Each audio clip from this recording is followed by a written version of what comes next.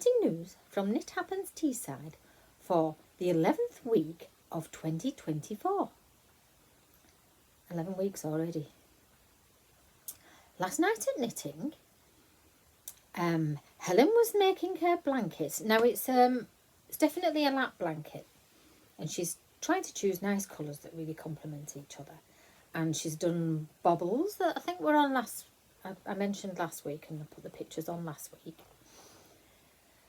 And she's making it up, and it's like one of these crochet alongs. The detail of the bit that she's done this week, which I'll show you now.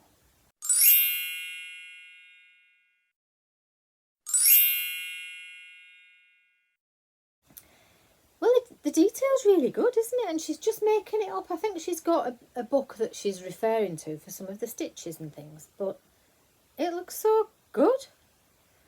So it's like a twiddle lap blanket. So she wants it to be quite textured so that it's sort of interesting and nice to fiddle with for someone with dementia. So that's what Helen's doing. Oh, and I forgot. In January, when she came to the Durham Guild of Spinners, Weavers and Dyers, Helen had one-to-one spinning tuition for quite a while, most of the day, with a break for lunch. And I took some photographs, and I don't think I've put them on this little whatever it is. So here's a picture of what she created.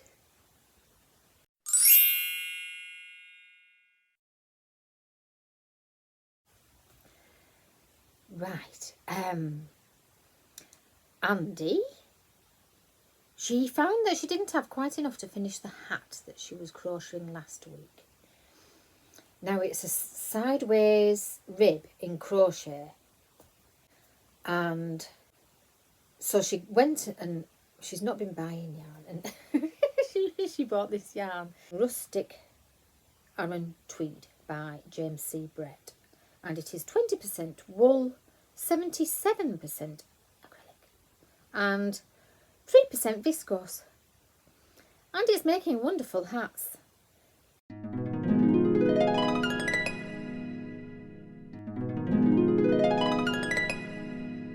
But she was telling us what the fibre content was, and every time she said 20% wool, 70% acrylic. So it was quite funny because, yeah, she's admittedly a fibre snob, a wool snob. But acrylic does have its place. And the hats that she is making and has made, because she pulled the other one back, but during the week she's made a few hats. And they're going to be sold on a stall for various charities. And she bought this tweedy yarn, and it's perfect for the job. So she's said she's made one that's all green. I think she might have made one that's all mustard. And one she was making last night was green and mustard. And the local idiot modelled it, so I'll put them on for you.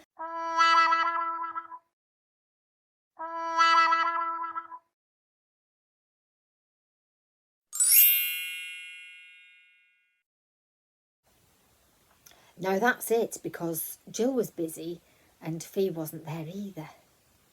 So that's it for knitting news, apart from what I was doing, of course, which you already might know if you've been here before.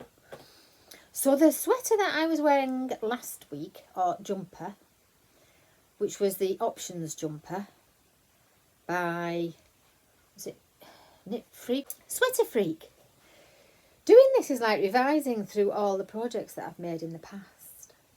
So I was working on my Ugly Cats shawl, and the jumper I was wearing last week had this. This was the floof.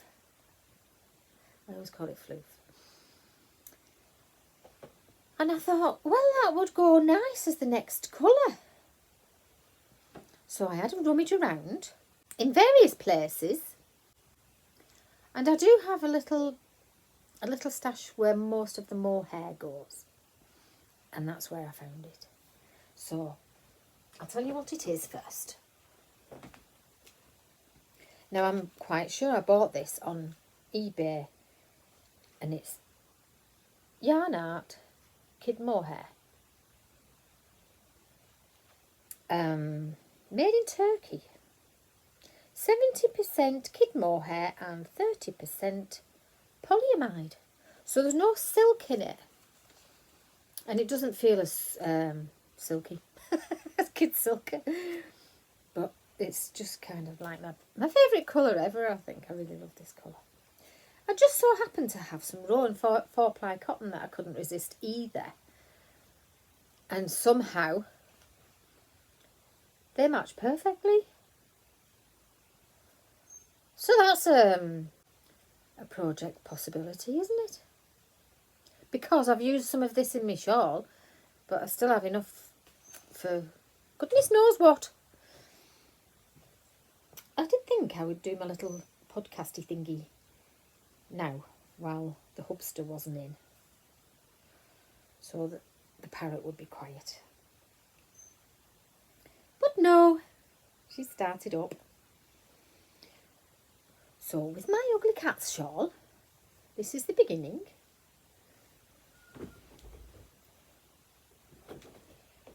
And, oh, I haven't left it in the right place to really show you. In fact, it's in the middle of a row. But I thought that would go really nicely next to the pink I was using. The very pale pinky lilac. So after this section, I have a dark section to do. And then I'm on, like the shawl is in 4 sections, then I will be on section 4.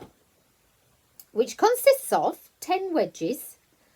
And I might need to put together, I've probably already got together in my little bag, sort of 4 or 5 more colours to go in between the darker sections. So that's where I'm at with that. So there were only 3 of us last night, but we just still managed to have a giggle about things. I can't even remember what now. I've had a bit of a tough week. I'm not quite sure whether I should talk about it here.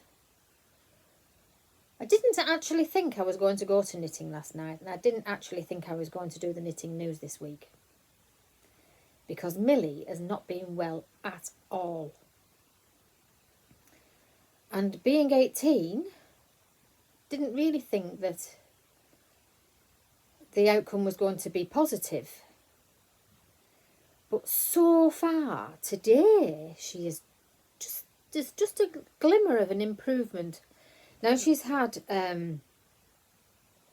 vestibular disease? Which is where the inner ear is affected by something like polyps or cancer, or it can be a stroke. And she just lost her balance entirely. And she was leaning to the left all the time. And even when she was lying on a bed, she was all twisted up to the left. I took her to the vets within a day, and she got antibiotic ear drops. And she's had them for a couple of days. And I've managed to syringe water into her mouth. And she's not really eaten very much at all. But this morning, she likes Greek yogurt, which isn't particularly good for her, I don't think. But that was the only thing she would eat. So I got some very posh cat food pate and mixed it in with Greek yogurt and got her to eat a little bit. But she is looking this afternoon a little more comfortable and a little less twisted. But it's been really stressful and really worrying. And the thing is, she's 18, but we've only had her for just over 2 months. So a little bit devastating also, but then I had to think to myself, what could I expect, really? Because the reason we took on an 18-year-old cat, well, actually we did think she was 17. The reason we took her on is because I wasn't ready to commit to another 18 years of having a cat. But she has been so lovely and cuddly. Never scratched anybody, never bit anybody. A slight bat at the dog has been as far as it's gone. And actually, my two little dogs, well, medium dogs, are looking quite concerned. And I think they're in their own little way, they're trying to help. Because they're like having a sniff of her and going near her, because she's now not up out of the way on the sofa in case she falls off and hurts herself. So she's on a bed, quite near their bed. And I'm hoping, I'm really thinking now, fingers crossed, she's got over the worst of it, because it was truly, truly awful. And if she does recover, I've got some little bits of footage that I'm going to save.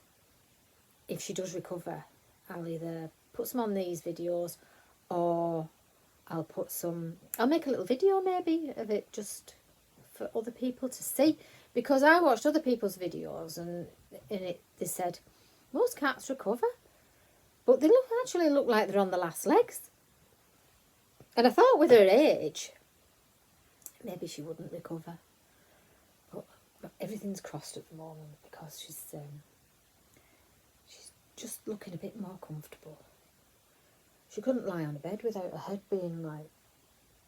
And she's now started to move her head in the other direction, which she hasn't done for about 2 days.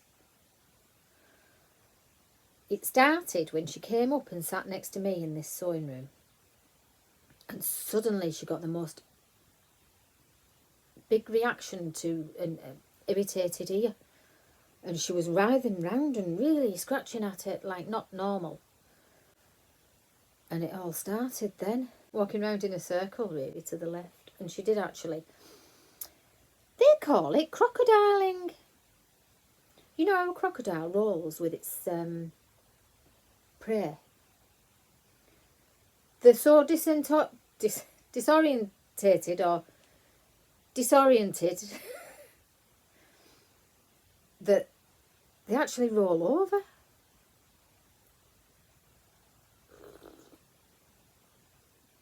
Today I am drinking Life on Wings. Who would call their tea Life on Wings? It is fennel, cardamom and orange. And if you want it in maybe French, libre comme l'air, or in, oh, I don't know what that is, it might be Spanish or something. Flugel de Libens. I mean, you could tell me if you know. I like fennel tea.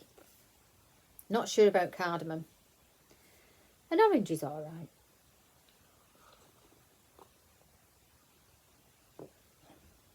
But that's nice. I don't so much like fruit teas as like herbal teas. So earlier in the week I was watching, well, I did catch up with Knit Night. That was fun. Now Andy's making hats and Joe's making hats, and then they were looking at Elizabeth Zimmerman's knitted stockings and things like that. And I have an Elizabeth Zimmerman pattern that I was thinking of making, so I'll just go and get that. Do you have any random balls of very chunky yarn?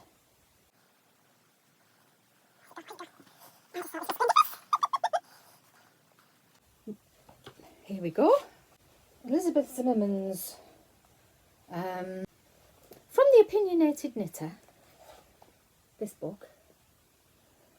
The hat is called Spiral Hat. And that's it. I thought that was quite groovy, really. She looks like a Mr. Softy ice cream. She's got an ice cream on her head. So maybe in a different colour, it could be quite good.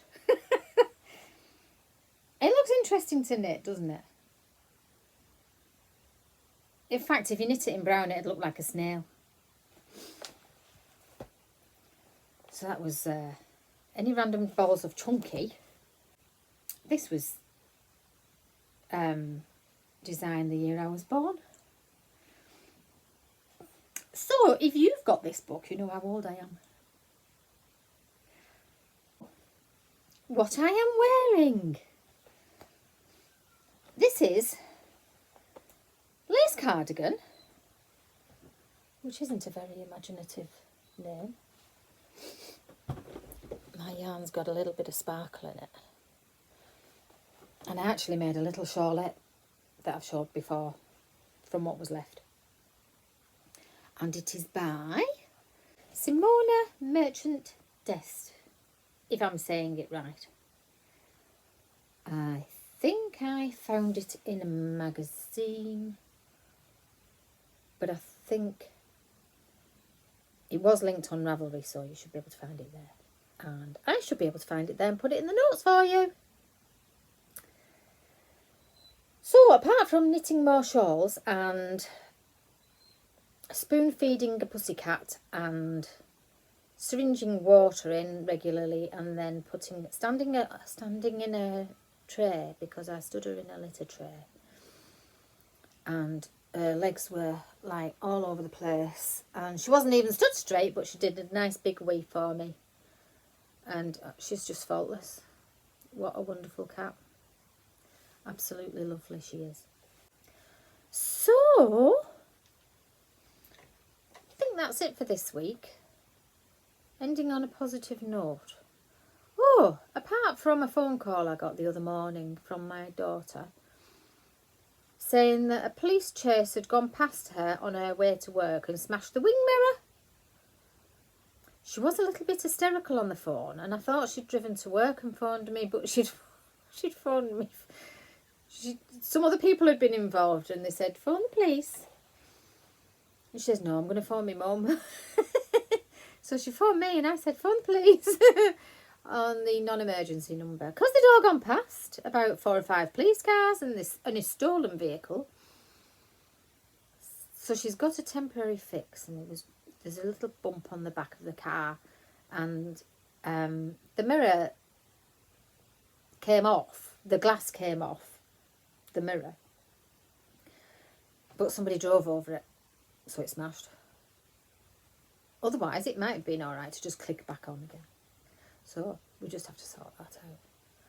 That was so close. How she would have been sent into a spin down a verge or something.